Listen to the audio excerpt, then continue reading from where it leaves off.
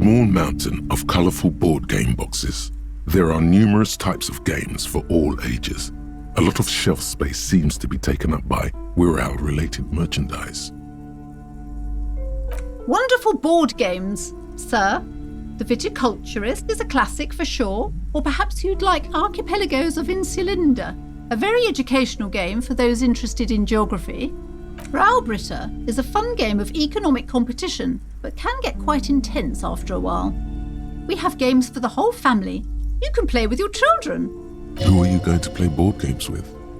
Do you have friends or family? It certainly feels like whatever you are will die with you. Don't be so hard on yourself, sir. You just need to clean up a bit. And technically, friends are a bit like family. For playing with friends, I'd recommend Suzerainty. It's a civilization building game where you build a civilization, then set off to brutally colonize and repress other civilizations. It'll cost 12 real. Lousy auras there. No, role-playing games are popular among those types. You know, who are into those kind of things. Personally, I don't like it. Not at all. I've heard they turn people into occult enthusiasts. That they have rituals where they try to summon entities. Highly immoral stuff. You can still buy them, though. An endless variety of source books, lore books, and codices litter the table. The topmost book is titled Welkin Compendium, 2nd edition. There's also a large hardbound tome with intricate cover art, The Hunters of Katawak, Boreal Creature Compendium, and a Pick Your Path adventure game book titled Tales of Wirral, Cavern of Velkrag. Books in a board game section? Who wants to read books? There's a box that says Wirral, 3rd edition Mega Setting Supplements Module. The side panel notes, a fantastique adventure board game, new maps and miniatures. A sticker on it displays 25 real. That price is steep, but then it's the 3rd edition Mega Setting Supplement, so it makes sense.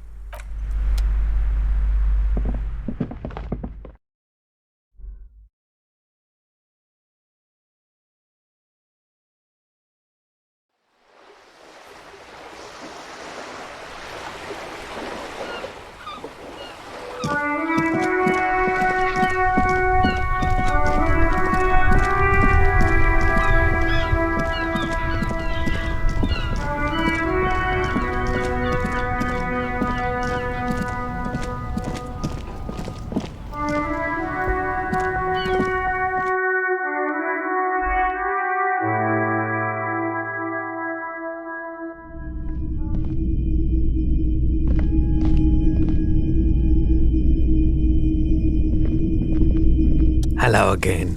How can I help you? Sure, let me have a look. Oh, no. I don't like those kinds of objects. No sale. Aphotic paths, counter-radiance networks, anti-magnetism. It's darkness. That's all I know. Sell me something lighter. You have absolutely no idea what aphotic paths are, but the tattoos on the man are not that. Anything else you're thinking of selling?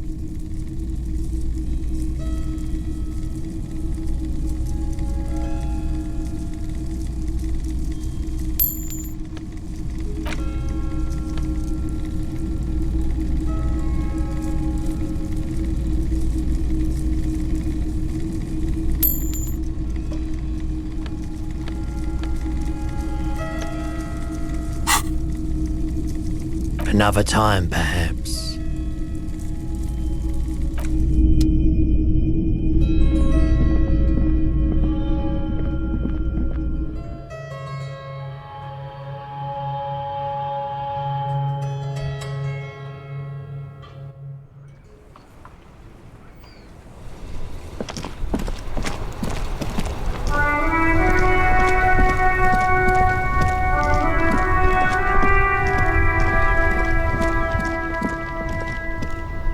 Inside, you see a set of steering levers, a radio microphone, a pull-out toolbox. This is Precinct 57. How may I assist you? Sure, officer. What's the number? And the make of the armor, if you know it. Got it. I'll contact the ICP database immediately. Call back tomorrow. Hopefully they'll have dug up something useful by then. 57's over and out. In the cabin, you see a set.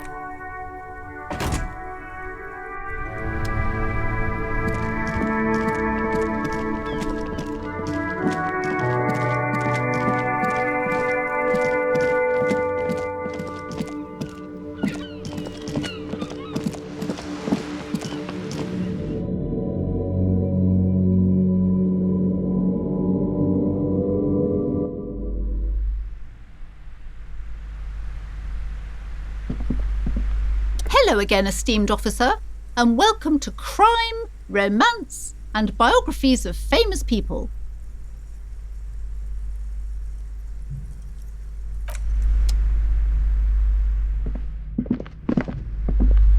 A small mountain of colourful board game boxes. Wonderful choice, sir. A wholesome family game.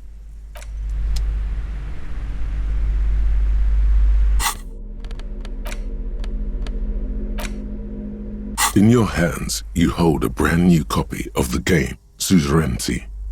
It's snugly wrapped in a skin of plastic.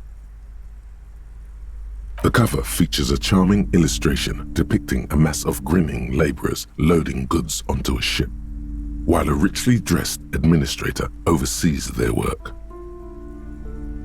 The exact location and time period are left deliberately vague, but it's clearly meant to represent the economic relationship between the Revacholian suzerainty and its many vassals. The plastic wrap rips off as easily as a bodice in a tawdry historical romance. There's a hiss as the lid slides off. Inside, you find a thick, full-color rulebook and more than a dozen pouches of various wooden components. Welcome to Suzerainty, a game of economic strategy for the whole family. The rulebook is sumptuously illustrated and thick as a Gradian novel. The colourful illustrations depict cheerful workers picking apricots, hauling marble sculptures out of crumbling temples, and harvesting a strange magenta-leafed plant. Everyone is smiling. You begin to suspect there may be a political agenda to this so-called family game. Only one way to find out. The instructions are opaque at first and introduce many concepts you're not familiar with. Fortunately, there are many diagrams and examples throughout.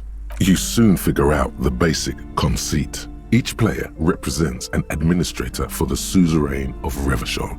Your objective is to increase the suzerain's wealth and renown by accumulating victory points. There is no path to wealth and renown but through the suzerain. As one of the suzerain's trusted administrators, your very function is the glorification of Revachol.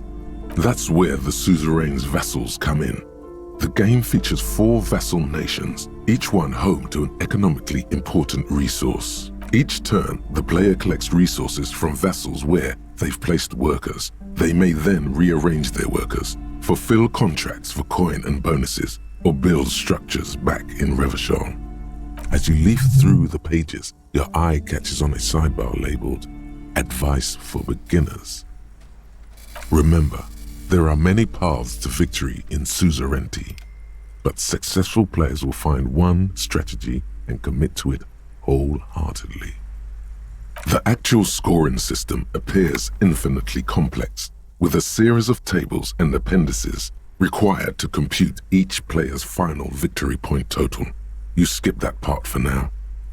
The lieutenant looks over the rulebook before he sees something that makes his eyes go wide. Holy shit. The average playing time for this game is 1 to 6 hours. I'm not sure we can afford to set aside that kind of time for a game.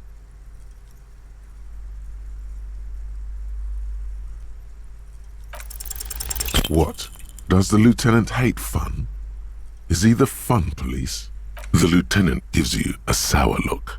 He may or may not hate fun, but But either way, he does not appreciate your attitude. What is detective work if not an elaborate game? You need logical inference, attention to detail, the ability to analyze your opponent's motives. I do feel like my thinking has become somewhat rigid. Maybe a little diversion to keep the mind limber is just what's in order. See? He's doing the hard work himself. All he needed was a little nudge. Alright, you've convinced me. How do we play? You explain the basic setup procedures to the lieutenant, who seems to be a quick study. You each take your bag of tokens and counters and unfold the board between you. In the center is the crown of Revachon. Radiating outward are her colorful vessels, each one supplying some raw material desired by the suzerain. Apricots from Safre, archaeological treasures from Evrart, sugars from the Seminine Islands, and magenta cocaine from Supra Muindi and Sarah Maritza. There's also a neat little log to keep track of your progress in case you need to put the game away and return to it later. The lieutenant goes first. He draws a contract card and moves several of his workers to the Safre territory of the board and the others to the Seminine Islands. Alright, detective, your turn. You have a few options available to you. Will you try to fulfill contracts right away or rearrange your workers to maximize production on future turns? Remember what the rulebook said.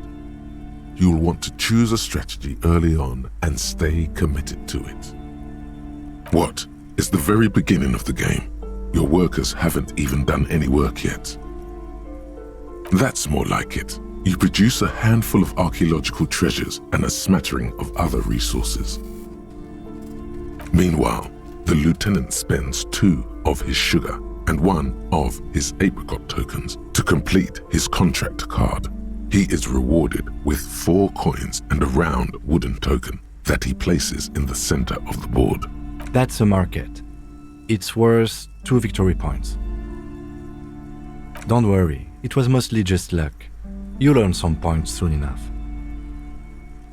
Points are nothing. They don't exist. They're just an arbitrary convention that games use to reward or punish players for certain behaviors.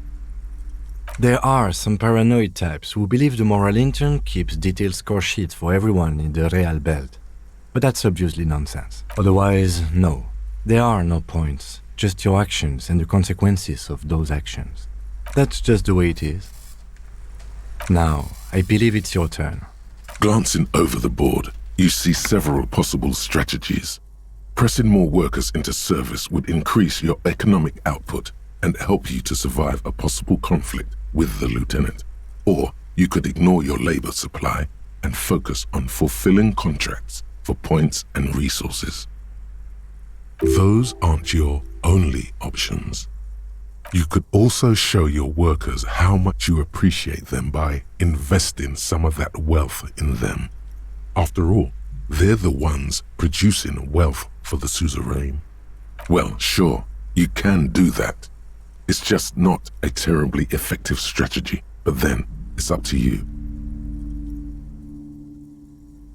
To the lieutenant's puzzlement, you spend several turns building various improvements to your territorial infrastructure. Soon, your workers have access to clean water, paved roads, and basic hobbies. In return, they produce 1 extra resource per turn. Too bad investing in your workers just isn't worth many points. Take a look at the scoring tables in the back. You see in Table 8C that investing in territorial infrastructure multiplies your final victory point total by 1, which is to say not at all. Whereas erecting monuments in Revachol gives you a multiplier of 5. Yes, precisely. Nonsense. Remember what the lieutenant said. If points are arbitrary, who cares about winning? You should reject their system and just play how you want. Now it's the lieutenant's turn to respond. He moves aggressively onto the Safre territory. Soon, his workers are producing a steady supply of extremely valuable apricots.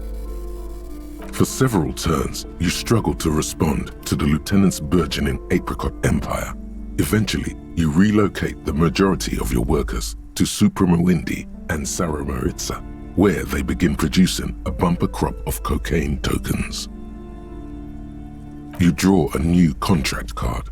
According to the text, there's an aristocrat willing to trade a large supply of cocaine for a number of coins and access to a rare bonus.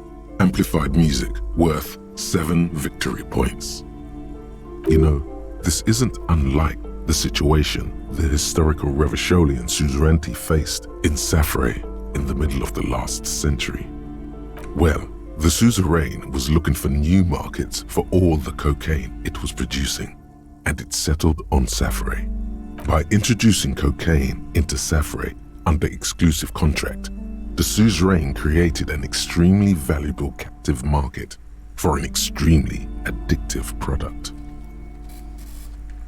If you could somehow get the lieutenant's workers addicted to your cocaine, you could not only make them less productive, you would also force the lieutenant to pay you for your cocaine tokens each turn. Yes, you can. It's right there in the rules. You've reached a critical strategic juncture. How do you respond to the lieutenant's aggression?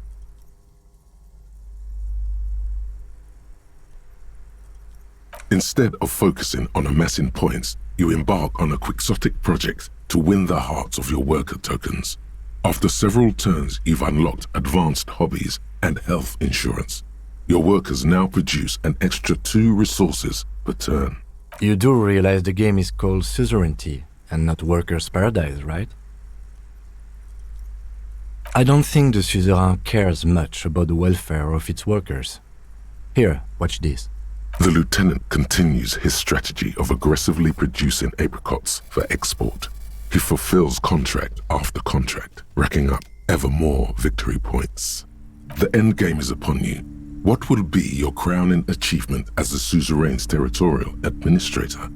You could continue your efforts to win the hearts of your worker tokens by building the rarely attempted public education system for your territories. Alternatively, you could actually try to win the game by building the extremely valuable victory column in Revachol, or by crushing the lieutenant in a devastating trade war. The choice is yours. Your commitment to doing right by your workers pays off, and you manage to construct the rarely attempted public education system. You truly have the best educated worker tokens in the entire world. Unfortunately, you were sent to the territories to produce raw resources, not overly educated second-class citizens. If anything, this might negatively impact your final score. See? I warned you investing in your workers wasn't going to pay off. Noble as that sentiment may be, it's not exactly a winning strategy in a game that revolves around resource extraction and exploitation. Now, let's tally up the scores, shall we? Computing the final scores is almost a game unto itself. You each spend an inordinate amount of time making stacks of coins, consulting tables, and struggling with basic addition and multiplication. After double, then triple checking your maths, you have your final score. 2 points. Though you're beloved by your well-educated worker tokens, the Suzerain is immensely displeased and recalls you from your post. I've got 20 points. Hey, at least you went out playing the game how you wanted. There's something to be said for that. Now let's clean up and get back to work. You hold the open game box before you. You open up a number of pouches containing wooden tokens. There are also several punch boards with other cardboard components that will need to be punched out before you can play. Each cardboard token makes a satisfying tsk as you pop it out. Soon, a neat pile of cardboard coins and counters has accumulated before you. What? You're not going to offer to let me punch any of them out? You hold the open game box before you.